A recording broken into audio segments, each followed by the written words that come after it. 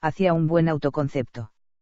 La mayoría de nosotros anda con un garrote invisible y especialmente doloroso con el que nos golpeamos cada vez que equivocamos el rumbo o no alcanzamos las metas personales. Los que no se quieren a sí mismos han aprendido a echarse la culpa por casi todo lo que hacen mal y a dudar del propio esfuerzo cuando hacen las cosas bien, como si tuvieran los cables cruzados. Si fracasan, dicen, dependió de mí, y si logran ser exitosos en alguna cuestión, afirman, fue pura suerte. Hay una subcultura del autosabotaje que ejerce sus influencias negativas y nos lleva a hacernos responsables más de lo malo que de lo bueno.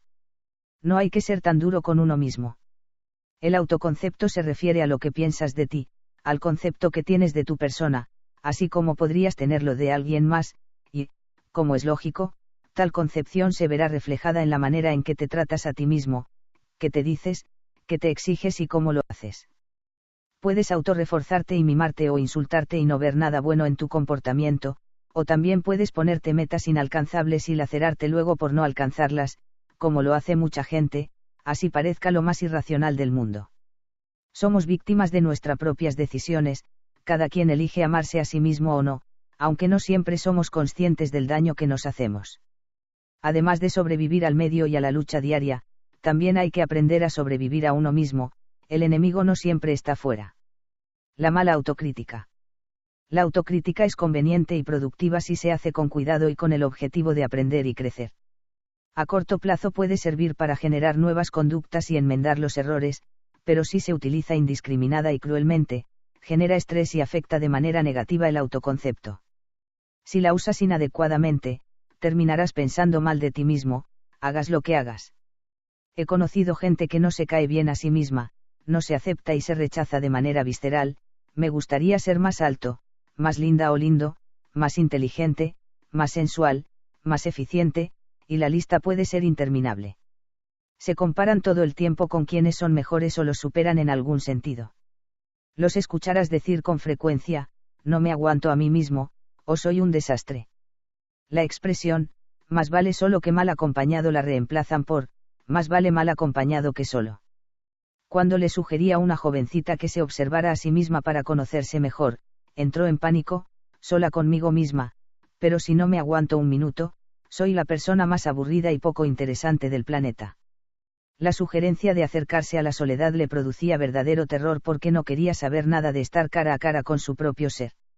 El mal hábito de estar haciendo permanentemente revisiones interiores, duras y crudas, incrementa la insatisfacción con uno mismo y los sentimientos de inseguridad. Nadie aprende con métodos basados en la punición o el castigo. Recuerdo que cuando era niño asistí a un colegio cuya pedagogía se basaba en métodos de enseñanza supremamente punitivos. Nos trataban como malhechores en potencia a quienes había que encauzar y educar a cualquier precio. Si no sabías la lección o no habías hecho las tareas correctamente, te sentaban en un rincón del salón mirando la pared y te ponían un bonete en la cabeza y unas orejas de burro, no estoy exagerando un ápice. La crueldad era exponencial, no solo te exhibían frente a tus compañeros como el mayor de los incapaces, sino que literalmente te exiliaban del resto. Recuerdo que en más de una ocasión me pasé horas mirando el muro y contando hormigas. Si hablabas en clase o hacías algo que se saliera del reglamento, la pedagogía correctiva consistía en hacerte poner las manos hacia arriba para que el profesor te diera unos reglazos en las palmas. Insisto, esto ocurría delante de todos los alumnos como una forma de escarmiento público. Los golpes dolían mucho, y aunque no eran latigazos, se parecían. De más está decir que estos procedimientos humillantes eran permitidos por los respectivos directores de los colegios y el Ministerio de Educación de aquel entonces. Me viene a la memoria un paciente que no hacía más que autocastigarse. Se insultaba unas 50 veces al día en voz baja, se prohibía la mayoría de los disfrutes como si fuera un fakir y tenía tantas reglas y requisitos para vivir que le era imposible sentirse bien. Estaba tan limitado y confundido que ya no sabía en verdad quién era. Él decía que se sentía como una fotocopia de sí mismo. Y no es exageración, a muchas personas les ocurre que cuando se pierden en los debería y las obligaciones autoimpuestas ya no recuerdan cómo eran en realidad. Las máscaras psicológicas no solo agotan sino que te despersonalizan. El hombre, que apenas tenía 35 años, era incapaz de tomar decisiones por sí mismo y pedía permiso hasta para respirar. Mi paciente había crecido con la idea de que si no seguía estrictamente las pautas con las que lo habían educado, dejaría de ser una buena persona. Demasiada carga para cualquiera, y por eso cabe la pregunta, ¿cómo hizo para sobrevivir a semejante asfixia normativa? Para sobrellevar la represión autoimpuesta desarrolló 3 métodos: autocontrol excesivo, autoobservación obsesiva y autocrítica despiadada. 3 garrotes mortales. Castigarse a sí mismo lo hacía sentir bueno, correcto y salvado. Cuando pidió ayuda profesional e hizo su propia revolución psicológico-moral, llegó a la sana conclusión de que no merecía maltratarse. Empezó a permitirse algunos deslices simpáticos, como comerse un helado triple con chocolate y crema batida sin pensar en la gula. Vestirse bien, sin sentirse vanidoso o culpable, y mirar a una chica por la calle sin sentirse especialmente lujurioso. El castigo sistemático, en cualquiera de sus formas, lo único que te enseñará es a huir de los depredadores y castigadores en turno, huir y nada más. No resolverás el problema de fondo, no lo enfrentarás. Pero cuando hablamos de autocastigo, el problema es que el verdugo seas tú mismo, y entonces lo llevarás a cuestas como una desventura. Defenderte será tan fácil como escapar de tu propia sombra. Infinidad de gente posee un sistema de autoevaluación que los hace sufrir día y noche, momento a momento, e inexplicablemente se sienten orgullosos del martirio que se propician a sí mismos. La autorrotulación, soy o me comporté. Una variación de la autocrítica dañina es la autorrotulación negativa, colgarte a ti mismo carteles que no hablan bien de ti o dejar, y aceptar, que te los cuelguen los otros para ubicarte en alguna categoría que te hace daño. Las clasificaciones sociales, estereotipos, tienden a referirse a los demás en términos globales y no específicos, sin tener en cuenta las excepciones o los atenuantes. Lo mismo pasa cuando te rotulas negativamente a ti mismo, confundirás la parte con el todo. En vez de decir, me comporté torpemente, dirás, soy torpe. O, soy un inútil, en vez de decir, me equivoqué en esto o aquello. No es lo mismo afirmar, estoy comiendo mal, a, soy un cerdo. El ataque a mansalva y tajante al propio yo, a lo que eres, crea desajustes y alteraciones de todo tipo. Por el contrario, la autocrítica constructiva es puntual y nunca toca el fondo del ser como totalidad. Si le dijeras a la persona que amas, te equivocaste, eres una idiota. ¿Cómo se sentiría? ¿Cómo reaccionaría? Le harías daño, ¿verdad? Pues de igual manera, atacar tu valoración personal, golpear tu valía, te afecta psicológicamente mucho más de lo que piensas. La autoexigencia despiadada. Otras personas muestran la tendencia a utilizar estándares internos inalcanzables para evaluarse a sí mismas. Es decir, metas y criterios desproporcionados sobre hacia dónde debe dirigirse el comportamiento. Si la autoexigencia es racional y bien calculada, te ayuda a progresar psicológicamente, pero si no se calibra bien, puede afectar seriamente tu salud mental. Los dos extremos son malos. Nadie niega que en ocasiones necesitamos una autoexigencia moderada o elevada para ser competentes. Por ejemplo, el encargado de manejar material radiactivo en una planta nuclear no puede hacerlo despreocupadamente, como tampoco un cirujano a la hora de operar a su paciente. No obstante, el desajuste se produce cuando estos niveles de exigencia se hacen imposibles de alcanzar.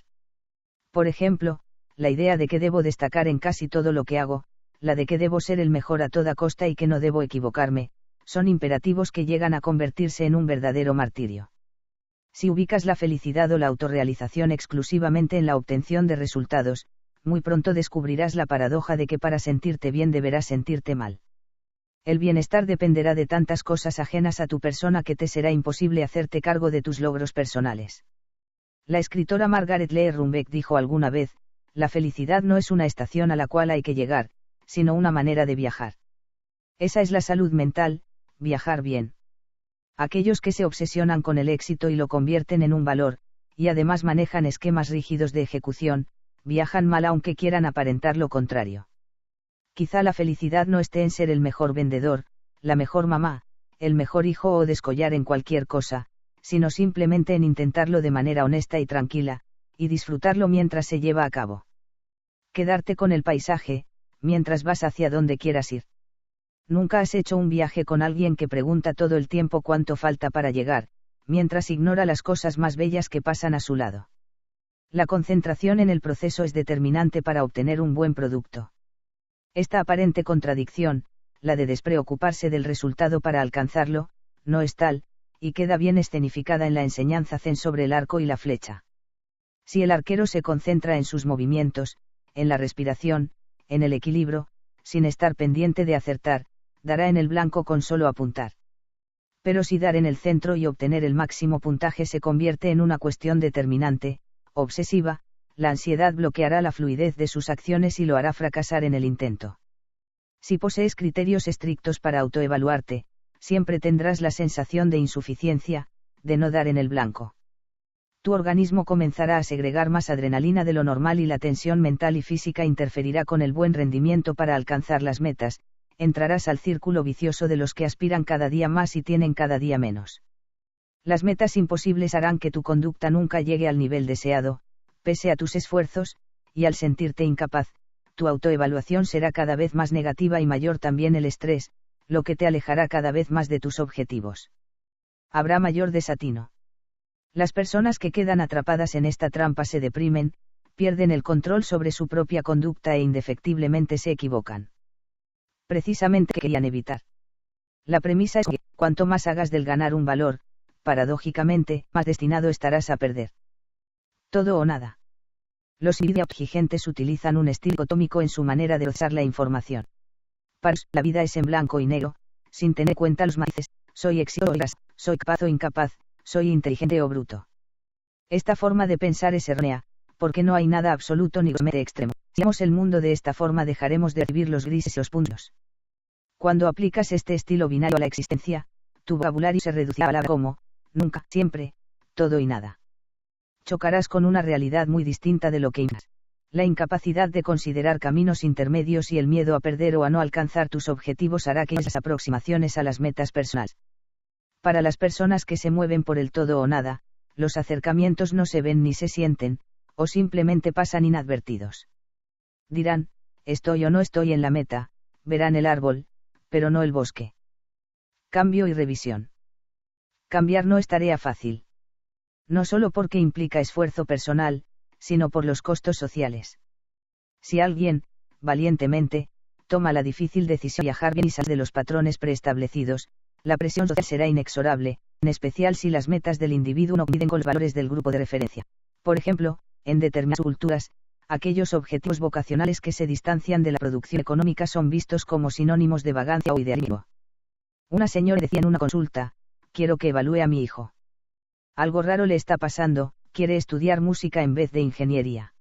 Cuando cambiamos la convencional por una y ensayamos caminos nuevos, la gente rígida y pegada a las normas nos rotulará de inmaduros o inestables, como si no cambiar de rumbo fuera sinónimo de inteligencia.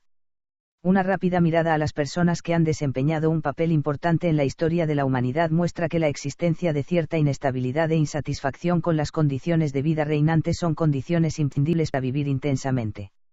La conformidad radical o el aplomo absoluto son baluartes que no mueven el mundo.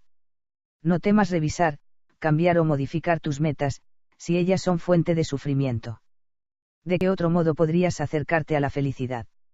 Lo importante, entonces, no es solo manejar niveles adecuados de autoexigencia, no dañinos, sino también ser capaz de revisar y modificar aquellos criterios que te asfixian e impiden ser como te gustaría ser.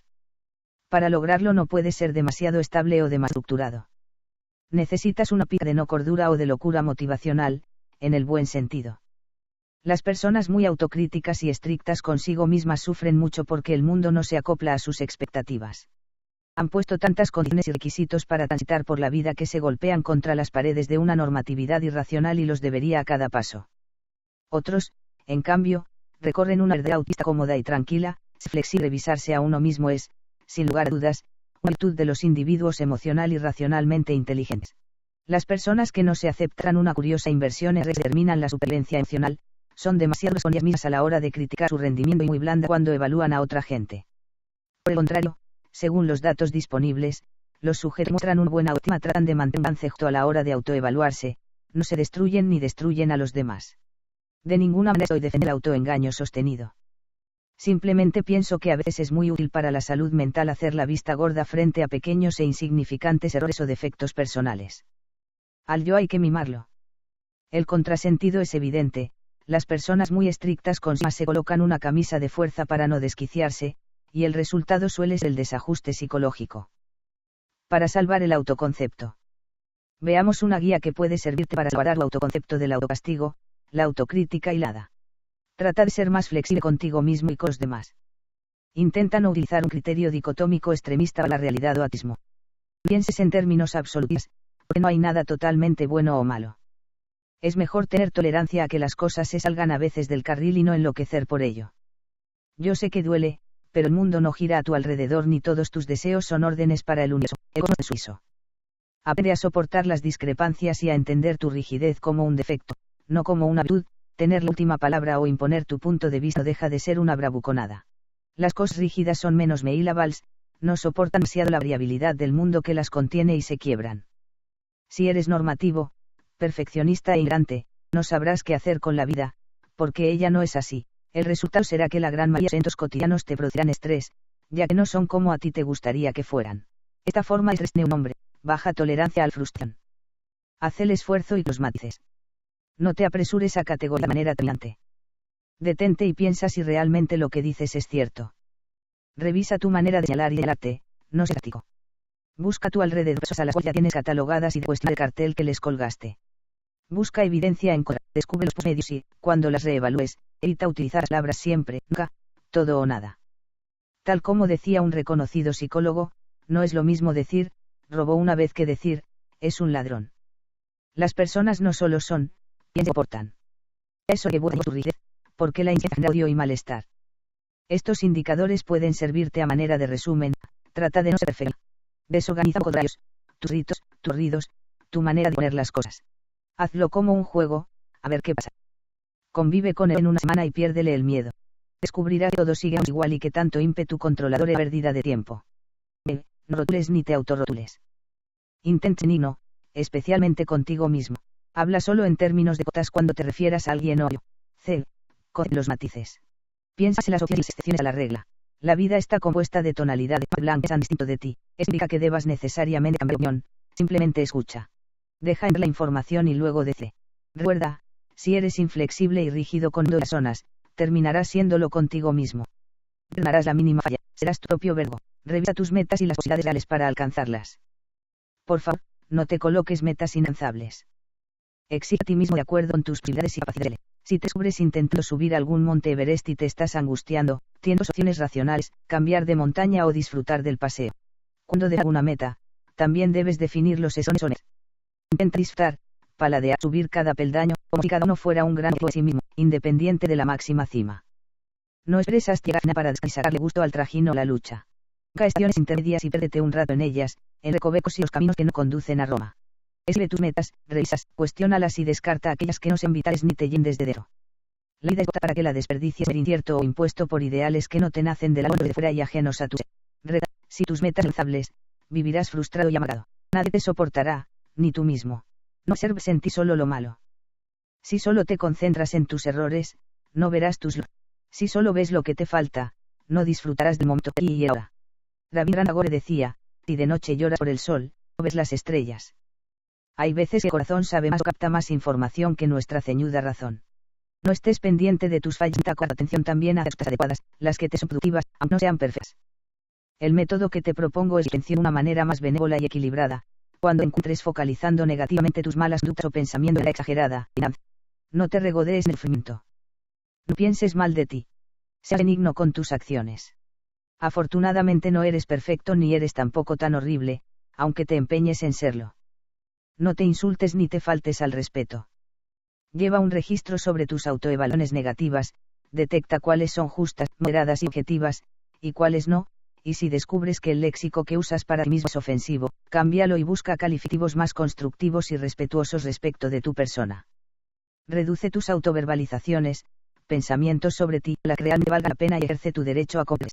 Los seres humanos, igual que los animales, aprendemos por ensayo, aunque algunas personas crean que el aprendizaje humano debe ser por ensayo y esto es posiblemente producto de un mente marxista. El costo de como humano se equivoca, opcione a una ley universal inescapable. Es imposible no desacertar de tanto en tanto, y por motivo no tienes más remedio que hacer mil de menis y pataletas. ¿Crees que los errores no te hacen mejor ni simplemente te muestran nuevas opciones y te traen de los cabellos ahora que no siempre solo te recuerdan que es humano?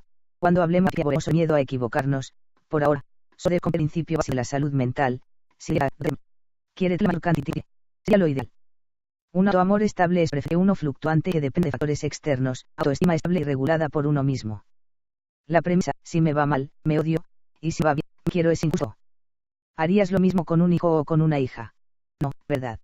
Los amarías a pesar de todo y por encima de todos. Los odiarías, pero el afecto por ellos no caería según sus rasgos, no se fijaría un ápice. Si el amor que siento y fluctúa demasiado o depende de hazañas y logros, quizá no te quieras tanto. Vale la pena aclarar que aunque una autoestima bien constituida se mantiene en el tiempo y tiende a ser constante, no hay ocasiones sientas cada de medios pasajeros por lo que hice deje de hacer, e incluso puedes llegar a cortarte por unas horas. Niña, tendrás rabia yo, pero talía personal, si realmente a ti mismo, nunca te perdonarás y volverá a surgir el idilio con aires renovados. No obstante, si las oscilaciones entre el autoamor y el odio personal hay que pedir ayuda profesional. Trata de acercar tu yo ideal a tu yo real. Las metas posibles, extraídas, aumentan la distancia entre tu yo ideal, lo que te gustaría hacer o ser, y tu yo real, lo que realmente es o eres. Cuanto mayor sea la distancia entre vos, menor será la probabilidad del objetivo, y frustración y los sentimientos de inseguridad. No hace tranquilamente en eres en verdad, sino al otro yo, imaginario, a uno que existe. Si has ideado demasiado que debería ser, te producirá fastidio. De acuerdo con terapeuta, el único material de trabajo y cuentas para el comienzo es asumir quién eres, sin anestesia ni autoengaños. Quizá no te gusten muchas cosas mismo, pero te interesa es tu materia, lo que muchas veces se te escapa y no alcanzas a observar el yo soñado que se desplaza por las nubes. Aprende a perder. La autoexigencia exagerada se mide en función de la habilidad de cada uno, es así de sencillo. No posees las habilidades